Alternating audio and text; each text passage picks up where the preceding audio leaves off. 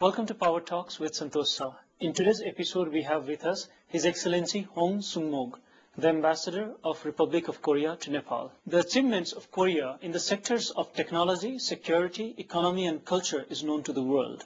Korea's power and influence in the Asian region is gradually becoming indispensable. Welcome to the show, Your Excellency. Thank you. What is the formula with which Korea has become a developed nation with leading economy in just over less than 2 generations? Some 50 years ago, when I was very young, I used to learn in the textbook that my country, Korea, has too many mouths to feed, and the land is very small, and there is no real precious natural resources. So I felt, wow, Korea is destined to be poor. Then, in a few years' time, it was changed.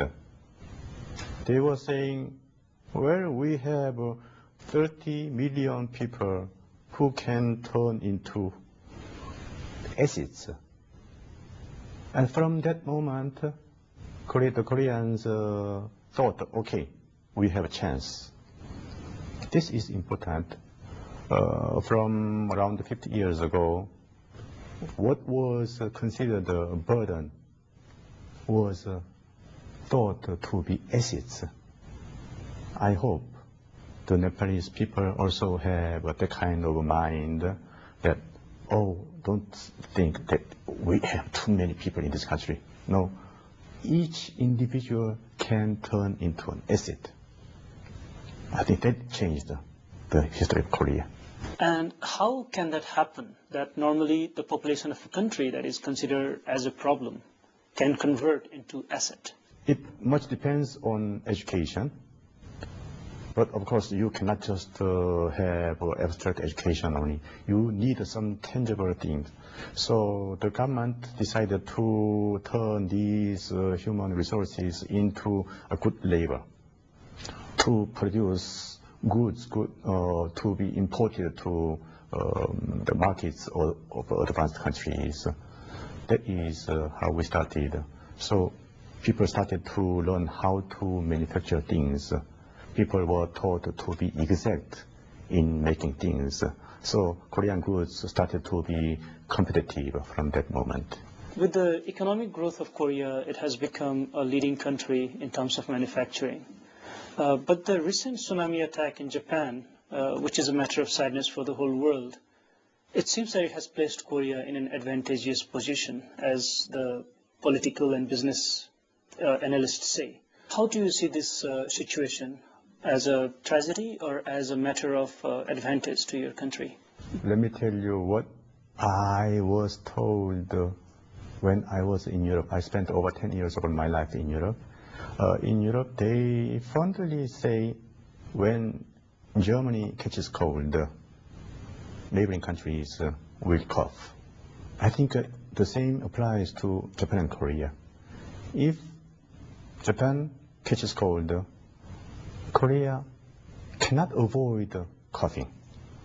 In the traditional agricultural society, sometimes one man's meat is another man's poison. But in industrial society, everything is interconnected. For example, if a big company in Japan closed down, then component suppliers in Korea will have to close down, and vice versa.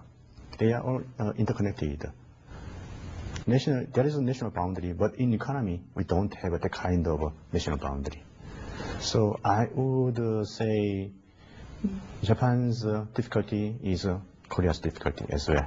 So I really hope Japan will come back to normal as soon as possible. Is that recognized by both sides, this feeling of mutual cooperation and fraternity? We have some traditional, how should I put it, better feelings between our two countries or two peoples. But nevertheless, as far as the economy is concerned, I think this is a shared feeling between two peoples. Korea and Nepal have something in common in terms of geographical location. Korea is situated among some power nations such as China, Japan, and Russia. But the way Korea has maintained its sovereignty and economy is pretty amazing. How can Nepal learn from Korea's examples in terms of positioning itself in between China and India? Until pretty recently, there was animosity between Korea on one side, South Korea on one side, and China and Russia on the other side. But now we have overcome all these things, and Korea is on good terms with both China and Russia. And that is important. For Nepal, I would say instead of looking at India and China as threats, or how should I put it, As big elephants, you had better see it as your own market. So my advice would be try to make Nepal relevant both to India and China. And that is the way for Nepal to go. Korean films are gaining popularity in Nepal, and you yourself have organized Korean Film Festival 5 times in just 2.5 years. As you might have noticed, there is a lot of talent and creativity among the artists and filmmakers in Nepal. And in addition to that, we have natural sets as hills and mountains and rivers. In the future, is there any possibility to connect the film sectors of both the countries? Film industry is in private hands, so it's very hard for the government or embassy to take initiative there. But let's look at the demand side.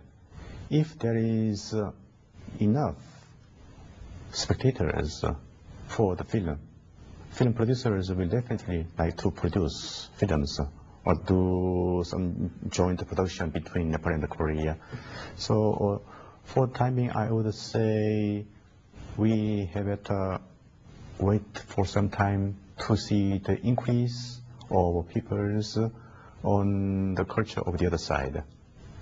If there is big enough audience among Nepalese for Korean film and vice versa, then definitely we will see some joint production someday. Korea and Nepal are both very rich in cultural heritage, especially in connection to Buddhism. Can we look at an increased cultural exchange programs between Nepal and Korea to benefit each other and to create better friendship? Buddhism is a very deep common ground between our two countries and two peoples. Recently, I heard of some development plan in Lumbini, and I am personally interested.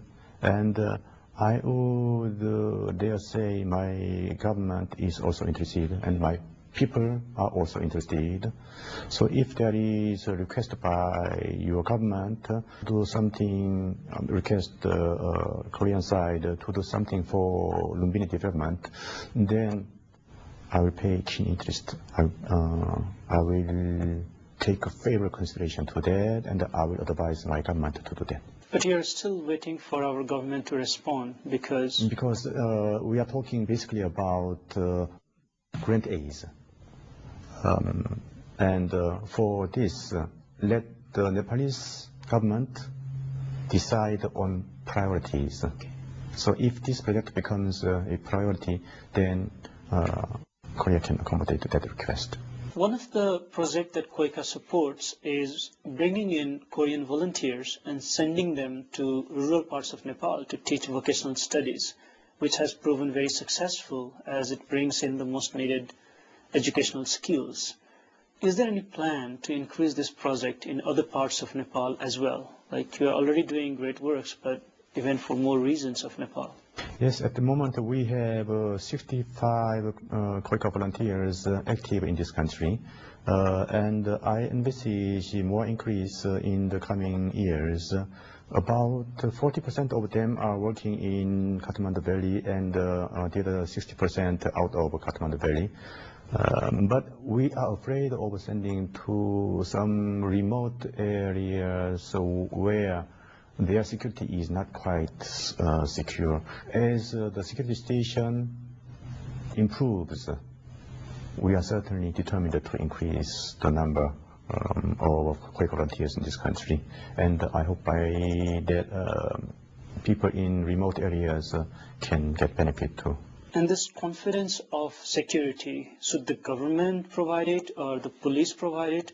Or can the people from the grassroots level come and say that we would like to invite your volunteers and we assure you that our area is safe and secure? I would say it is in the hands of the grassroots people. Can you touch upon some major projects of Quaker in Nepal in terms of supporting the development works?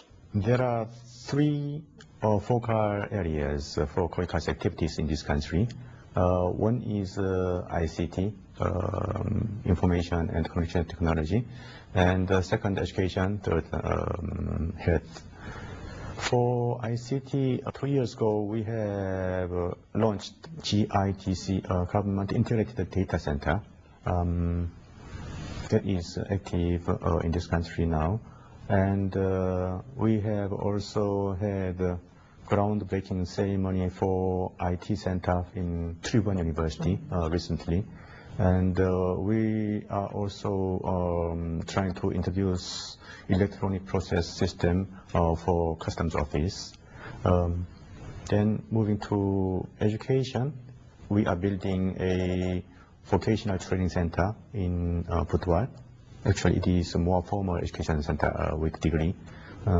And another thing, we will set up a training center in Kathmandu University.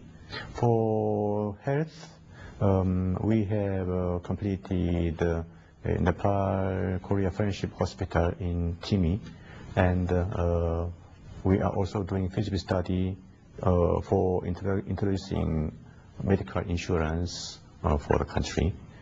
These things are what Quaker is doing at the moment. We like to thank you for that, but it also seems that Nepal has become more dependent on the donors' aid in terms of developing the country. On the other side, can we also look at inviting Korean investors to invest in the business sector of Nepal so that we see a rise in the economic growth as well? Actually, several Korean businessmen are knocking at the door of this country. So on the longer term, I am optimistic. But on a short term, the problem is when there is negotiations between your government side and the Korean businessmen, there is change of government, and everything has to start from scratch. And when these Korean businessmen lose time this way for 1 year, 2 years, they lose patience and they go to another country. That is the problem. But on the longer term, once you have a stable government, and if the government goes on for a longer term, and if the businessmen can talk to the same people, then definitely we will have investment very soon. Your Excellency, we'll continue with our conversation after a short break. Do stay with us. We'll be right back. Welcome back. You're watching Power Talks. We are in conversation with His Excellency Hong Sung-mok, the Ambassador of Republic of Korea to Nepal. You have a rare educational background. You studied law in Korea, climate change and global warming in Australia. You studied international relations in the UK and the UN reforms in America. What inspired you to take all different kinds of subjects in different countries? In Korea, I was just a regular student. Then international relations in UK, that was sent by my government, so it was just a regular course. With UN reform at Harvard, actually I have spent 5 years of my life with the international organization that was UNESCO in Paris. And at that time, I had some frustration with reform programs. And I noticed that UN is really needs some substantial reform. That is why I decided to go to the United States to complete my idea, my thesis on UN reform. Then global warming thing in Australia. For that, I was given a UN scholarship. So I had a chance to go to Australia, and I took it. So voila, that was. I have now. I have had started in 4 different countries in the end. You also authored an original proposal on the climate change at a time when it was a very new concept. What were some key components to your proposal on climate change, and how was it received at that particular time? My proposal was or is that all the countries should be responsible for its national emission of carbon dioxide and other global warming gases. Later, it was adopted in the Climate Change Convention that there should be common but differentiated responsibilities by all countries. Actually, that concept was already incorporated into my proposal that was written before this convention was there. My idea was, okay, common responsibility should be applied. That means all the countries, all the governments should be responsible for the national emission of carbon dioxide and other global warming gases. But for differentiated responsibilities, I thought, well, we will apply different ratio for each unit of emission. So national emission multiplied by per capita income. Then we will have a national index for each country, and all the countries should be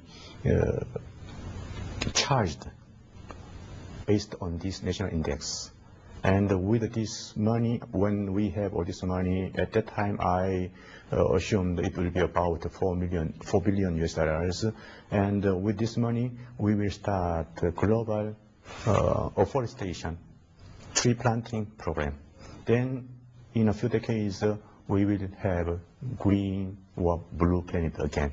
That was my idea, and it was received very favorably at that time. To support the cause of global warming and the other components of the world, probably United Nations can play a vital role, and in which it seems in 21st century UN has a major role to play.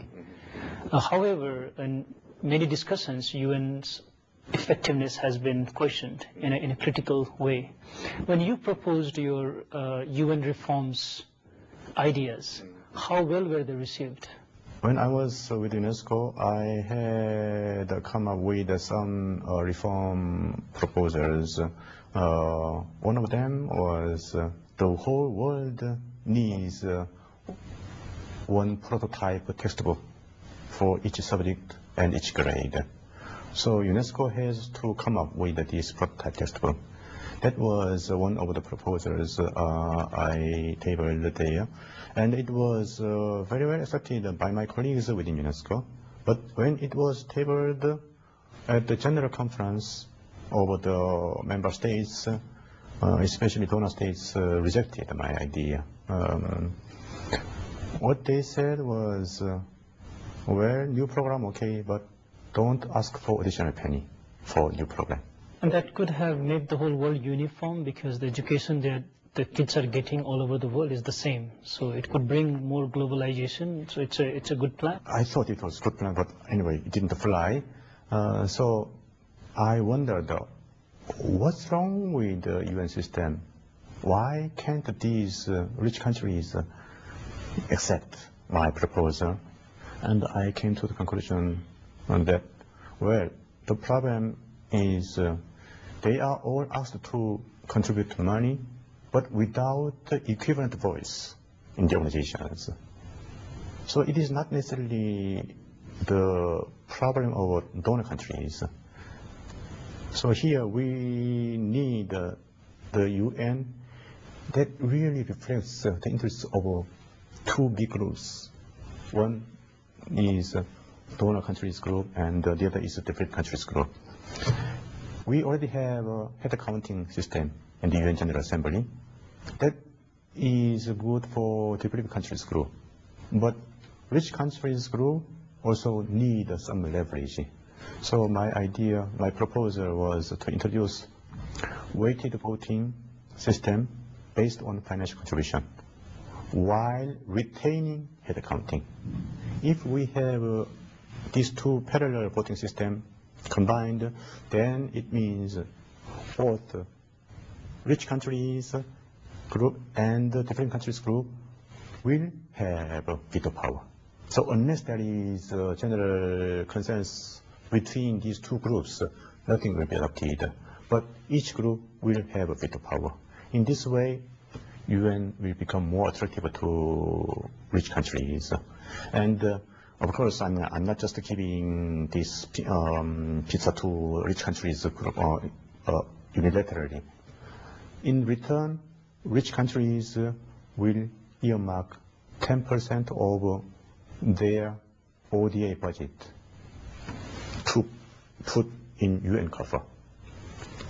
If this is implemented, we will have roughly $20 billion in UN for ODA program. And we can have more concerted efforts or activities instead of being done by individual countries so often for their own benefits. In most countries, women leadership is still disregarded. You have also taught at the Seoul Women University. How do you see the future of your nation and the world if a larger percentage of leadership was given to women population? Korea used to be a very traditional society, and when I joined the foreign ministry, I had only one woman colleague among out of about 2,000 officers in the foreign ministry. Now it's different. Every year we have more women than men who are newly joining the forces. This is a good thing, I think, because the capacity or potentialities of women are finally mobilized for the development of the country. Actually, I have an idea to maximize the potentialities of women's human resources. Someday I would like to apply it to Korea if I'm given a chance. That is, out of one constituency for the election of a congressman, we should elect two representatives, one man and one woman. It means each voter will cast two votes, one vote for a man candidate, the other for woman candidate. If that is applied, our houses, our parliaments will be occupied half by men and half by women. This is the best way to implement gender equality. And someday it will be considered imperative, hopefully. In recent years, Korean youths have taken keen interest in traveling to the world to explore, to connect, and even to find ways to serve humanitarian works. How will this approach create a new identity of Korea in the world? Traditionally, the Koreans tended to think that they were surrounded by big powers like China, Russia, Japan, and the United States. And when we were looking at us, ourselves, we were thinking that, we were surrounded by big powers, and we really couldn't afford to see beyond those countries. So until very recently, we were always talking about ourselves surrounded by big powers, but nothing else. But it's another. We have another time, different situation. It's another time. Korea has become already a pretty big power in terms of economy, and it's time for Korea to play some role for the whole world, especially in economic terms. So I look at this new situation, new phenomenon very favorably. these young people travel around the world, they see the whole world, and they start to feel some responsibility toward the whole world. This is the way for Korea to go, and this will induce Korea to do more bigger role for the development of other countries. That is my expectation. Your Excellency, it was wonderful having you on Power Talks. Thank you for being with us. We'll be back next week, the same time. Until then, good luck and goodbye.